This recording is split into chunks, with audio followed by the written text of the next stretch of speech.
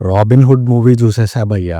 అసలు నితిన్ గారి ఫిల్మోగ్రఫీయే నాకర్థం గాదు. అసలాయన స్క్రిప్ట్ సెలక్షన్స్ ఏంటి? అసలాయన సెట్ ఆఫ్ ఆడియన్స్ ఎవరు? అసలాయన మార్కెట్ ఏంటి? ఏదో మధ్య మధ్యలో ఒక మూవీ ఒస్తది. కొంచెం సౌండ్ చేస్తది రీల్స్‌లో. అంతే కనిపియకుండా పోతుంది. అసలాయన లాస్ట్ హిట్ ఫిల్మ్ ఏంటో గూడా నాకు సరిగ్గా గుర్తులేదు. అండ్ ఆయన మూవీస్ గూడా మోస్ట్ రీసెంట్‌వి నేను ఏది చూడలేదు గూడా.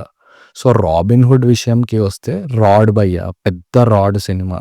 స్టార్టింగ్‌లో రాడ్ లోపల దూర్చారు. అంతే మళ్ళీ 2½ అవర్స్ తర్వాత బయటికి తీశారు.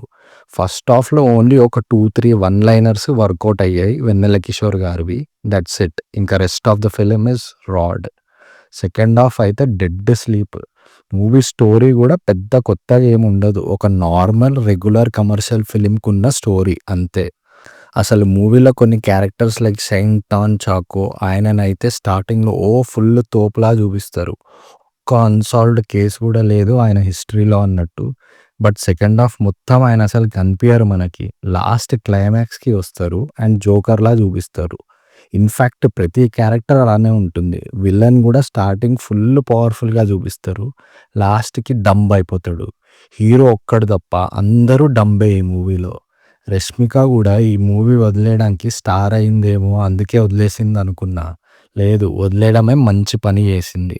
శ్రీలీల క్యారెక్టర్ అలా ఉంటుంది ఈ మూవీ అంత డంబులాగా. 'జీవి ప్రకాష్' సాంగ్స్, స్కోర్ గూడా ఏం బాలేదు. ఆయన గూడా ఏం జేయలేకపోయాడు మూవీకి. 'వెంకీ కొడిమల' ఆయన last movie 'Bheeshma' 5 years back వచ్చింది. దాని తర్వాత ఈ మూవీ వచ్చింది. మరి ఈ మూవీ కోసం అంత టైం ఎందుకు పట్టిందో నాకు తెలీదు. 'డేవిడ్ వార్నర్' క్యామియో ఒక 2 మినిట్స్ ఉంటుంది. అంత ఇంపాక్ట్ ఏం క్రియేట్ జేయదు.